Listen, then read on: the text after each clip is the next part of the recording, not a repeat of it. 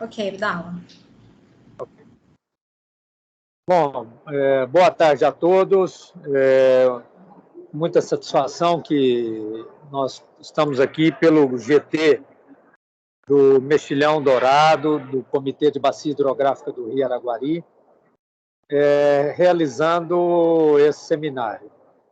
E desejo a todos que sejam bem-vindos ao seminário técnico-científico denominado Desafios para o Controle e Avanço do Mexilhão Dourado na Bacia Hidrográfica do Rio Araguari.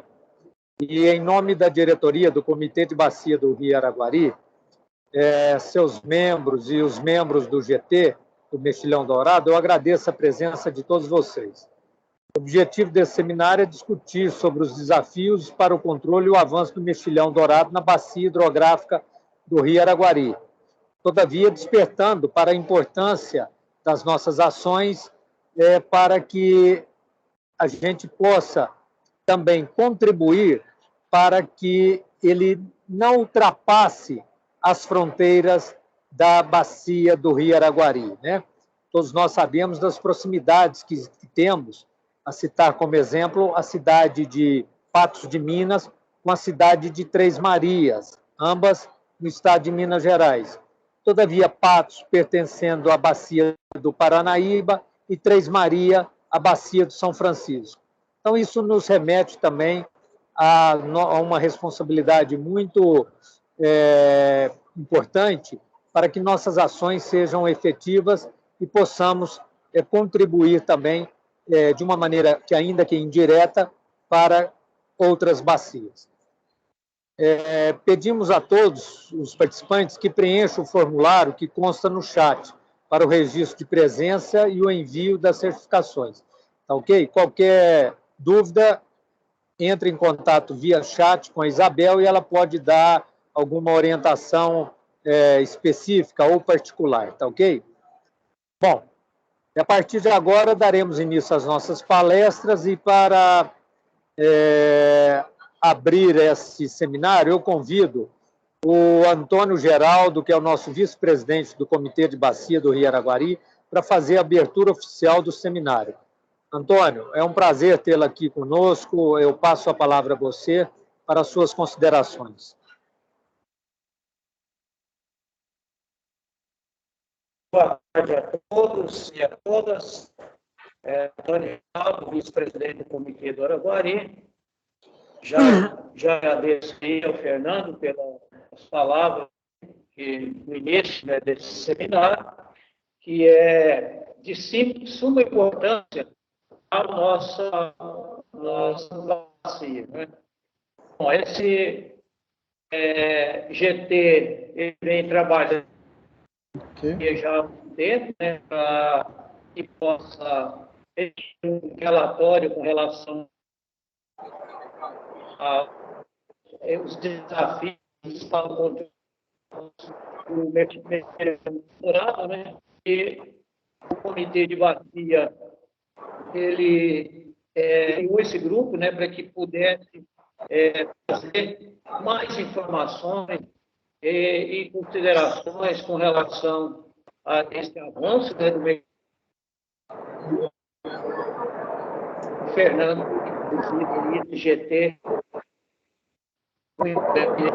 Nossa, esse ano, se não me engano, agora em maio, né, Fernando, da gente encerrar o grupo de trabalho, encerrar seus trabalhos, para que possa levar para tenha ciência e, caso necessite de alguma deliberação, de bacia, irá fazê-lo, né? Bom, eu quero dar as boas-vindas aos palestrantes aí, que estão aqui para palestras, a Ellen, ao Guilherme, a professora Natália, a doutora Tamara, né? Sejam bem-vindos e que possa um bom trabalho para todos nós. Então, eu declaro aberto aí os trabalhos, viu, Fernando?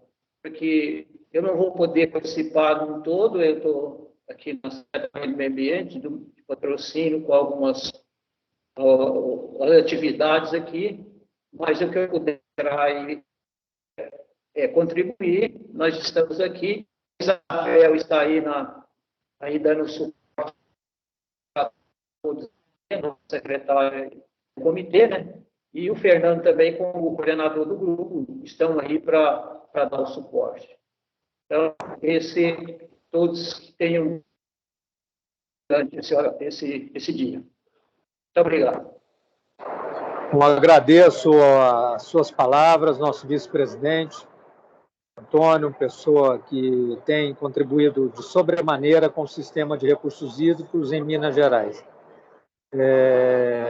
E ao ensejo também agradeço a contribuição dos demais membros do comitê, do pessoal da ABA, na pessoa da Isabel, a qual já antecipamos nossos agradecimentos pelos esforços para a realização desse seminário. Bem, eu também gostaria de cumprimentar de maneira especial cada um dos nossos palestrantes que farão, a partir de agora, as suas apresentações. A Ellen, que tem participante do GT, que é membro do GT, que trouxe contribuições fundamentais, ao meu colega e também o Guilherme Melazzo, que é também um grande pesquisador e atua na área, a professora Natália. Um gosto, professora Natália, seja muito bem-vinda acá com nós outros, e também a doutora Tamara, que vai falar sobre a metodologia Zoom. Bom, eu gostaria, nesse momento, de solicitar o apoio na condução à professora Angélica Spirandelli, membro do grupo, para que faça as apresentações dos nossos palestrantes. E, professora Angélica, seja muito bem-vinda, a senhora está com a palavra. Obrigado. Obrigada, Fernando, professor Fernando. Boa tarde a todos. Para a gente dar início às nossas apresentações, né, na tarde de hoje, eu convido a senhora Ellen Regina Mota. Ela é graduada em Ciências Biológicas na Unicentro, né, Isabela Hendrick, mestre em Ciências Naturais pelo programa Evolução Crustal e Recursos Naturais pela Universidade Federal de Ouro Preto. Atualmente, ela atua como pesquisadora da Fundação de Desenvolvimento da Pesquisa, Fundep, sendo analista de meio ambiente no núcleo Qualidade da Água, na gerência de ações e programas ambientais, e apoio à operação da CEMIG em Belo Horizonte. Então, para a apresentação Mexilhão Dourado, Biologia, Pesquisa, Monitoramento e Controle nas usinas da CEMIG, eu convido a senhora Ellen. A palavra está com você. Oi, gente, boa tarde. Gostaria de agradecer o convite e espero poder contribuir um pouco aqui, né, com conhecimento já adquirido ao longo dos anos. Eu estou colocando a apresentação, assim que vocês verem aí, vocês me deem o ok, por favor, porque eu não consigo visualizar vocês. Ok, né? ok. Deu certo? Tá do tamanho, tá bom? Só não está em você de apresentação. Isso, agora melhorou aí. Beleza. Okay. Tá jóia. Se vocês quiserem me interromper, gente, para alguma dúvida, fiquem à vontade, tá? Bom, eu vou falar um pouco do mexilhão dourado, né? Dar um esboço aqui sobre a biologia dele, como que está o nível da pesquisa hoje, né? Desenvolvida pela CEMIG ao longo desses anos. Um pouco do monitoramento, né? Que é feito nas usinas, e alguma forma de controle que está sendo realizado por parte da CEMIG, como das atividades hoje nossa dentro do núcleo de qualidade de água. O mexilhão dourado, né? Aqui eu coloquei algumas fotos. Ele é originário lá do Sudeste Asiático, né? E ele, né, região de estuário, então ele é resistente a uma salinidade a 5% assim, de quantidade de sal.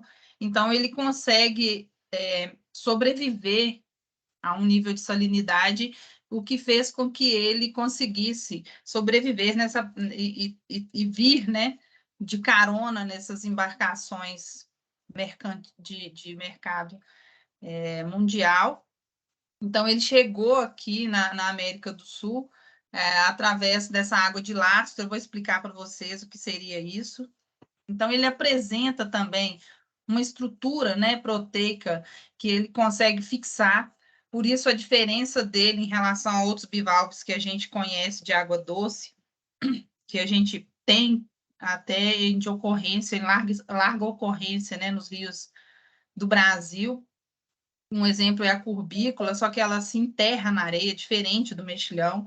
Então, o problema para água bruta, né, para a utilização de água bruta e tubulações, a gente não vê muito a ocorrência, o problema com a curbícula, e o mexilhão ele se destaca por isso, por essa estrutura proteica que ele consegue se aderir e aí crescer ali num comportamento gregário, né? Um em cima do outro, eles vão formando um papel de parede mesmo, vivo, e consegue incrustar tubulações de bitolas consideráveis. Vocês vão ver fotos para frente aqui.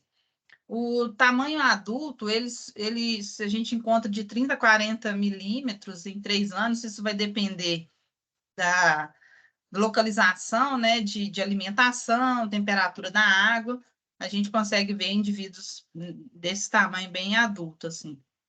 Eles reproduzem o ano inteiro, principalmente aqui na nossa temperatura, né, que é uma temperatura amena o ano inteiro, mas ele tem picos em outubro até o final do ano.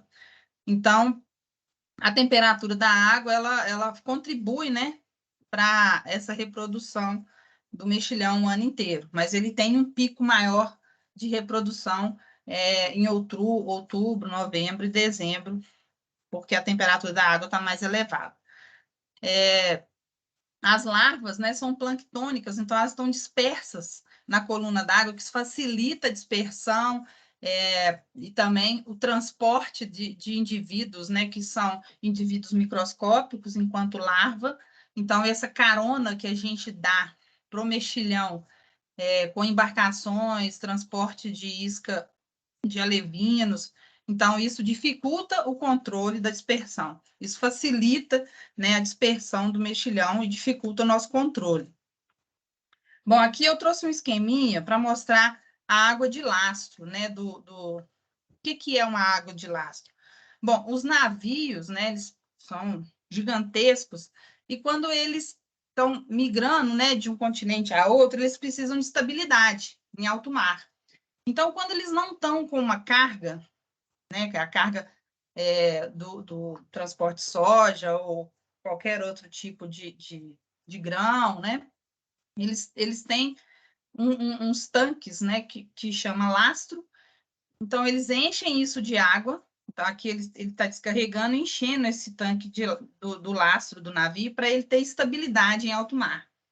E, com isso, essa água ela não era tratada. Hoje, ela não é tratada ainda, mas existe um pacto internacional que essa água tem que sofrer trocas em alto mar. Para quê? Para que a salinidade da água em alto mar faça o controle de alguns indivíduos de água salobra e de água de estuário, né? Então, como antes não tinha esse tipo de controle, muitas espécies foram migrando de um continente a outro em fator disso, né? Hoje tem esse controle, mas a fiscalização não é por amostragem, né? Por falta de pessoas mesmo, a Anvisa, junto à Receita Federal também, que são feitos nos portos, né?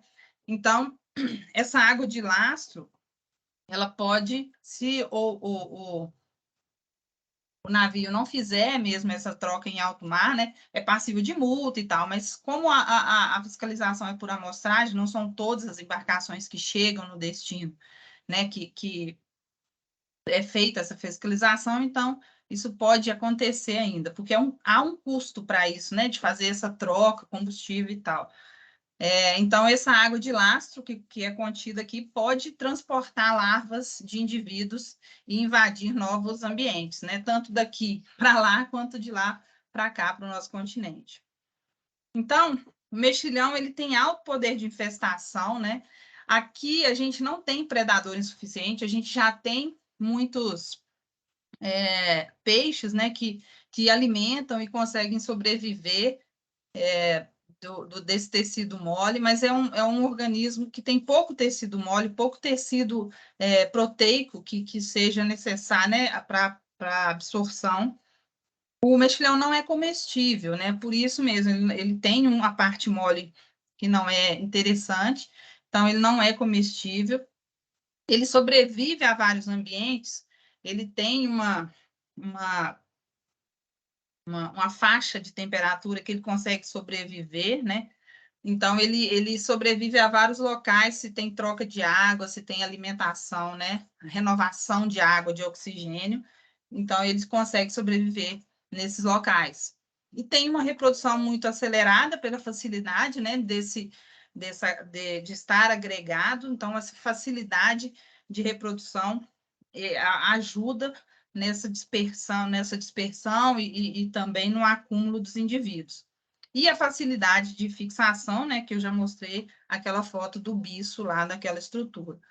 Aqui, a título só de curiosidade mesmo, porque é uma larva que a gente não consegue ver a olho nu, né? Então, aqui são os tamanhos de 80 a 100 micras, nessas fases aqui de trocóforo, né? São estágios larvais, e aqui nas fases onde eles já conseguem, através do velo, ter alguma movimentação na coluna d'água. Essa fase aqui, ó, fase D, ela se assemelha muito a outros bivalves, né? A diferenciação é muito sutil no tamanho, né? Da diferença da larva do mexilhão para outros bivalves. Então, a identificação também ela se torna um pouco difícil, né? Para acertar mesmo, assim, ter certeza dessa larva. Então, os projetos de pesquisa hoje eles têm focado muito na confirmação dessas larvas também por análise de DNA, né? Então, é uma técnica que está em desenvolvimento para poder ser confirmação por DNA dessa larva. Uma vez que o mexilhão, quando está no início da invasão, né, você não percebe esse indivíduo fácil, um adulto, você não consegue, eles conseguem colonizar, né, em grandes profundidades, então você não consegue coletar, muitas vezes, no início de uma invasão, adultos, né, que te confirmem mesmo, assim, a presença. Então, essa análise de DNA para confirmar é muito importante. E as vias de disseminação, né, pode ser aves aquáticas, crustáceos, a aquicultura é um dos fatores, né, que levam, né, e transportam as larvas desse organismo para outras áreas. Aqui, plantas aquáticas, né, que ele se adere nas raízes e folhas, então pode ser a deriva. Embarcações podem ir de bacias a outras, né, porque o mexilhão ele sobrevive um tempo, um adulto sobrevive um tempo seco, né, sem estar numa área molhada, porque ele é resistente, ele fecha hermeticamente as suas conchas e ele consegue sobreviver ali 5, 6 dias de transporte. Isso vai depender, né, temperatura da água, condição de várias do ambiente, né? E na caixas de isca viva de embarcações, motores, ele consegue viver um pouco mais. Então, por isso a importância, né, da limpeza desses meios de transporte, carretinha, barco, jet ski, moto aquática, né, para ter certeza. E a gente usa água sanitária mesmo, né, borrifando, porque consegue fazer a limpeza dessas larvas. E os adultos que tiverem, a gente raspa e enterra, ou joga cloro, põe fogo, alguma coisa assim. Aqui, ó, interessante, quando o mexilhão ele chega numa piscicultura, a situação que fica um tanque-rede, né? Aqui, isso aumenta muito a manutenção, tanto do tanque quanto mão de obra do próprio piscicultor, né? Ele tem que tirar esse tanque, porque aqui diminui as trocas de água, renovação, então você tem prejuízo quando você tem uma fazenda, né, de tanque e rede infestado de mexilhão. Olha essa situação aqui. Então, até para limpeza desses tanques é complicado, né? Tem que ser com jatos de água muito fortes, e deixa secar por um tempo, o mexilhão tira, então tem que bater nessas telas aqui dos tanques. Então, muitas vezes, a manutenção ela é bem onerosa, né, para esse tipo de manejo. Aqui eu coloquei de exemplo uma usina, né? Aqui a gente tem a casa de força, onde tem a geração de energia. Aqui a gente tem onde a água que é excedida, né, de excesso no reservatório, ela é jogada fora, né? Então você tem perda de água aqui.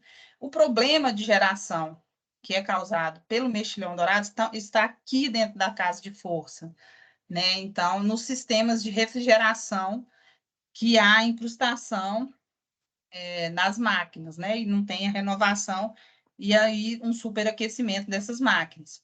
Então, aqui um corte, né? Que a gente vê nesse esquema aqui mesmo, mostrando que a água ela vem nesse conduto forçado e passa pelas máquinas. Uma parte dessa água ela sofre derivação e vai para o sistema de refrigeração dessa usina. E é nesse momento que o mexilhão causa um maior problema. Por quê? Ele fixa aqui nas grades, né? Pode ter entupimento, junto com lixo, macrófita, toco, né? Pau, que desce mesmo pela própria força da água e naturalmente pelo rio. Isso pode forçar essa grade. Já teve caso de engolimento dessas grades, né? Pelo peso de excesso desses lixo, mexilhão e várias outras coisas. Então, esse é um problema, né?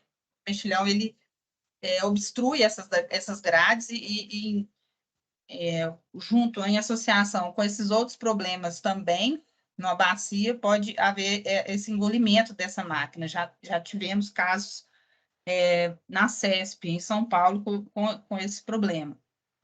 Então, a partir do conduto forçado, deriva uma água que vai para o sistema de refrigeração. É como se for o sistema de refrigeração de uma usina, é como se fosse um radiador do carro, né? Só que o radiador do carro, que resfria o motor, é um sistema fechado. E aqui não. Essa água ela vai renovando, ela vai passando por aqui, ela resfria e é descartada logo depois, né? Então, esse é o problema. Essa água é renovada, então ela sempre tem alimentação e oxigênio. Então, o mexilhão, enquanto larva, ele vai fixando nesses condutos, né? Nesse sistema, e aí ele consegue crescer. Ele não tem luz, mas tem alimento e oxigênio. Então, ele vai crescendo e vai obstruindo esse sistema todo. Para a geração em si, né? A turbina e tal, não é problema. Aqui não há nenhum problema quanto à permanência desses mexilhões, apenas quando tem alguma manutenção a ser feita, porque aí você tem que secar essa parte aqui da usina, né? E aí tem um mau cheiro pela morte, né, dos indivíduos que estão ali em grandes concentrações. Então, os impactos econômicos, a gente observa aqui, ó, isso é uma tubulação, né, de 16 polegadas, então é muito grande, né, muito grande. E aí a gente vê o quão é eficiente mesmo o mexilhão, ele trabalha, né, para obstrução dessa tubulação. Olha como que não passa, né, quantidade de água aqui nenhuma nessa concentração de indivíduos aqui. Aqui uma foto de mexilhão incrustada na grade, né, que é aquela grade a montante. Aqui são os filtros dos trocadores de calor, né? Então, a gente percebe aqui indivíduos aderidos, aqui no início de incrustação, provavelmente, aqui já em estágio mais avançado, aqui em Volta Grande, lá no Rio Grande, no stop log da máquina, né? Enquanto desceu, são pórticos que descem para fechar essa parte que eu disse do rotor da máquina, né? Então, olhe para você ver a quantidade de organismos aderidos aqui. Aqui também, outras fotos. Então, esse pórtico que eu estou falando, ele fica aqui nesse local, né? Nessas comportas, e verifiquem a quantidade de mexilhões aderidos aqui. Os trocadores de calor, né, como eu disse, que funcionam como um radiador, né, só que em escala muito maior.